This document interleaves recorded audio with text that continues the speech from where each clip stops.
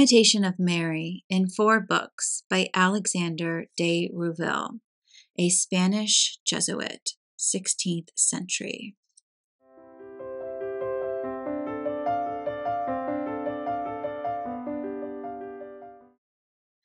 Chapter 23. How to Sanctify Our Daily Toil and Actions.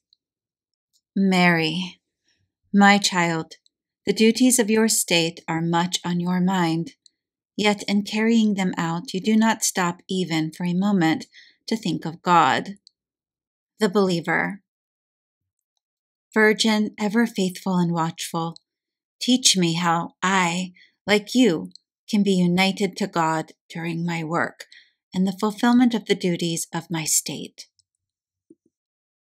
Mary. Manual work and even occupations that are more burdensome and irksome cannot distract a spiritual and interior man from union with God. A soul that is habitually recollected has a great facility in remembering God, even on occasions when the duties of his state would seem inevitably to cause some dissipation of attention. The purity of intention with which he sanctifies every action and continuous offering of it to God enable him to avoid the kinds of dissipation into which less attentive souls slip. The spirit of faith and religion ennobles, sweetens, and consecrates everything. Anything done in such a spirit is an action that pleases God and is judged by him to be worthy of his rewards. Such a man does for God what so many others do simply for the world's sake or for some temporal advantage. Occupy yourself with what your state requires, but do it for Christian motives. Then you will have worked for both time and eternity. But if you set to work out of pleasure or whim, compulsion or habit, or any other purely human motive, and God is not the reason why you act, you will pass whole hours without even once turning your affections to him. Do not say you cannot think of 2 things at the same time. A heart says to God in a moment what it really wants to say to him. I worked for Jesus, and I was not distracted from my work when I spoke to him. In the midst of your occupations, you speak of them to those who are near. Then speak of them to your God as well, for he is present to all you do. His conversation, unlike so many conversations of man, has nothing in it to displease or bore. You can taste his sweetness in any occupation whatsoever. You can become a great saint simply by doing ordinary things, but doing them in no ordinary way. Most men apply themselves to what they do only because they must. To do it because God commands, and to do it with the intention of pleasing him, is something they never think of. As you, my child, when you work, tell him that you find your delight in doing his will, and that even if your work were so much more laborious, you would make no less of an effort to please him. Offer him your weariness in union with all that Jesus bore for your salvation. If your work turns out well, bless him who grants you success. If it does not succeed, accept the humiliations he allows so that you may practice patience. If you bring God into all your actions, even those that seem smallest and most abject, they will be rendered sublime to the point of winning a higher degree of glory for you in heaven.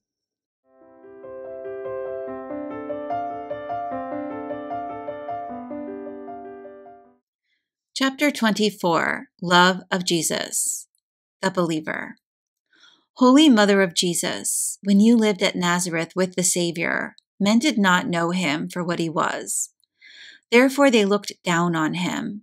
But he was content to be loved sincerely, ardently, tenderly, and constantly by his mother.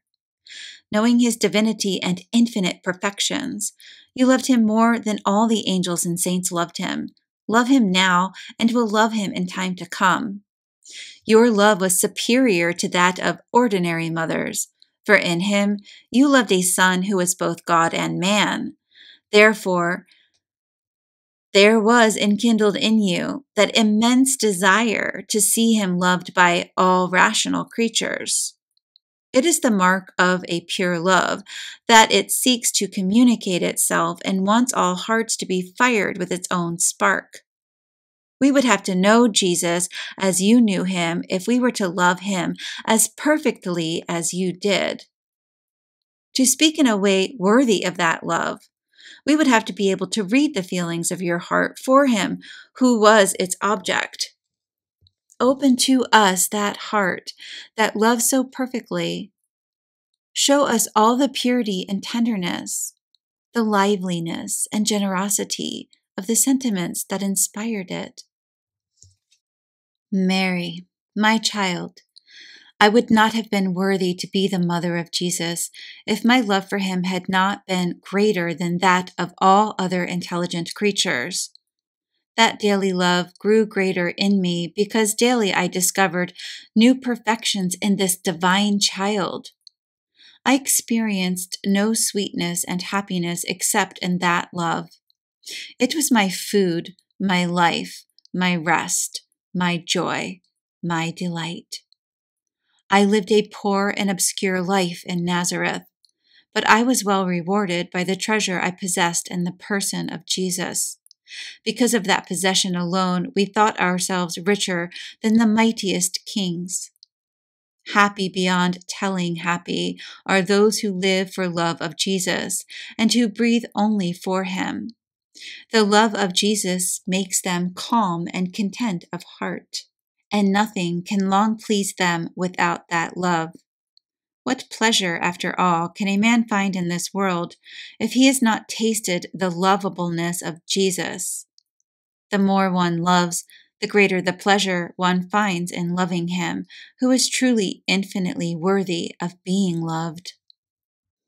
However great are your sufferings in this life, there is none equal to that of not loving him.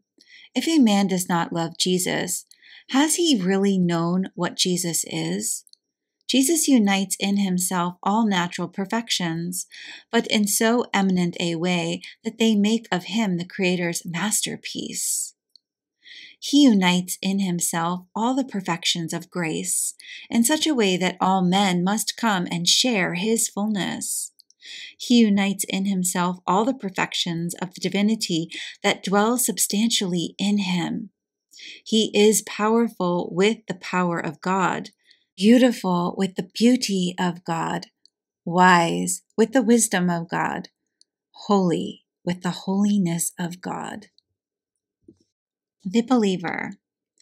Even if Jesus were not infinitely lovable in and for himself, he would have become so by having infinitely loved me. What sufferings he endured to show me his love. Mary, you must add, my child, that the immensity of his sufferings did not equal his desire for suffering.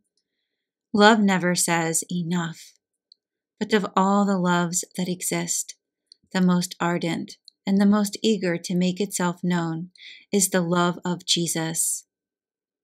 Jesus would have given even more than he did for your salvation if he could have given something more of himself. My child, if there is outside of Jesus an object more worthy of your love, he consents to your giving it. And if he deserves your love before and above everything else, will you dare refuse it to him?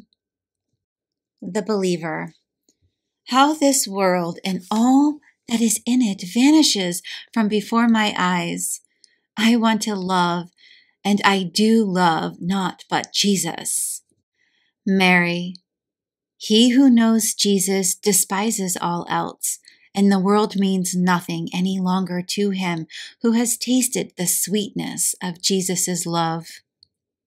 The believer. I can, if I want, have Jesus for my friend.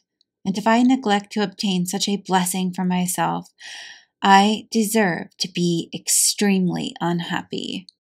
Mary, My child, love him who cannot turn back on his promises or change his plans, who is not subject to events outside himself, and who, far from being taken from you someday through death, will become in death your eternal possession. Jesus is the only faithful and constant friend who does not fail when others abandon you. A single word from this friend brings consolation to the anxious heart, while all others are for the most part only the kind to console you when you have no need of it. What repugnance or regret can you feel if the love of Jesus is in your heart? What enemy can harm you? If he rules and has his throne in your heart, you are the richest, most powerful, most fortunate man earth has seen or can see. The love of Jesus is a blessing that needs no other to supplement it. For does Jesus not have the means of rewarding the heart that loves him? The believer. My Jesus, my God, I ask you, by the love you have for your Holy Mother, grant me the grace so to love you that I will love no one else more, no one else as much as you, and that I shall do nothing except for your sake. I cannot love you as you deserve, but I want, with the help of your grace, to love as much as I can and ought. Enkindle in my heart all the love you want to receive from me. Let me burn with that divine fire until it consumes me. To know how lovable Jesus is, and yet to be unable to love him as he deserves, is a torment that cannot be alleviated except by the ever-renewed longing for a more ardent love.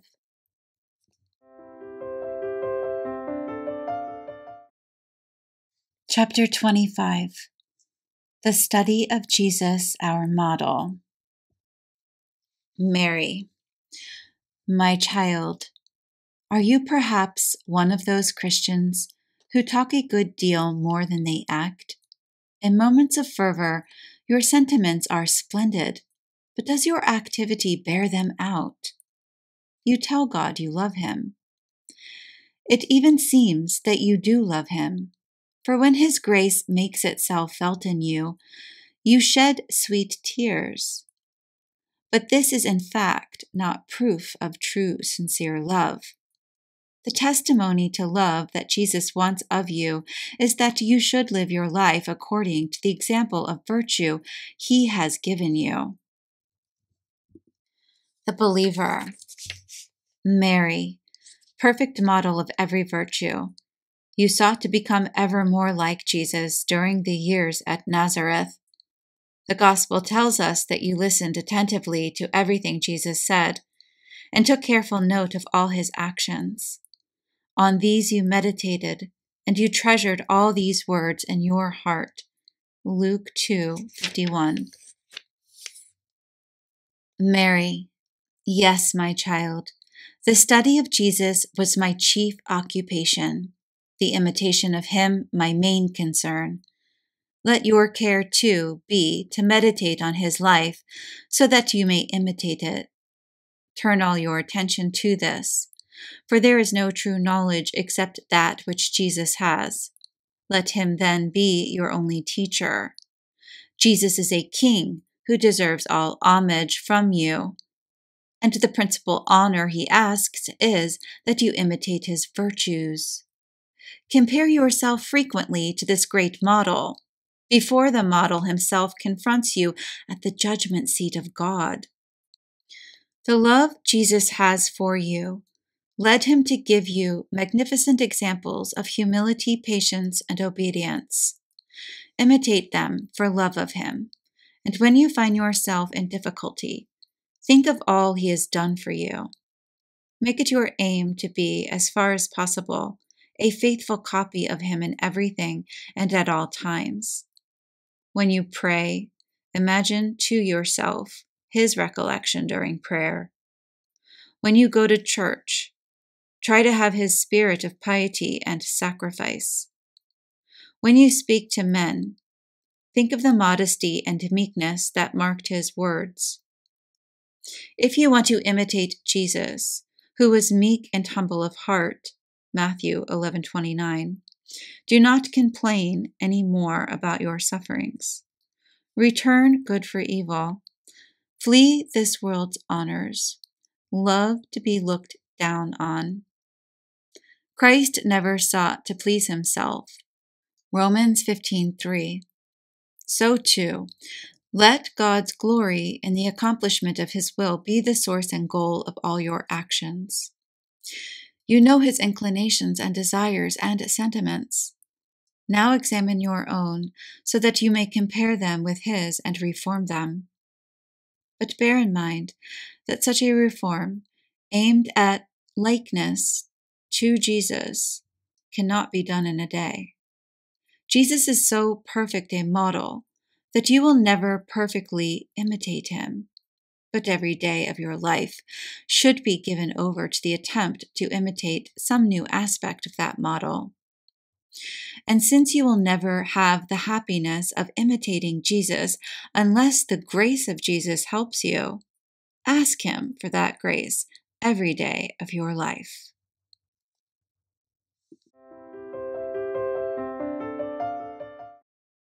Chapter 26, The Happiness of a Virtuous Family. Heaven beheld a sight truly worthy of it when it gazed down upon the Holy Family at Nazareth, and Jesus living with Mary and Joseph.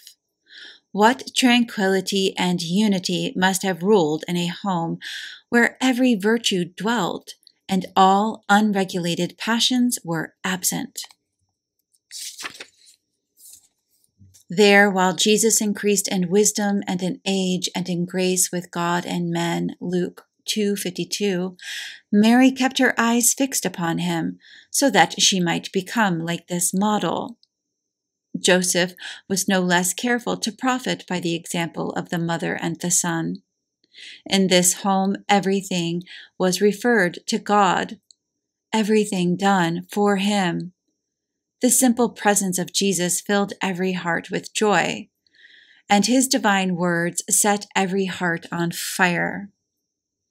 The submissiveness and obedience of Jesus filled Mary and Joseph with admiration and inspired in them a holy humility before God.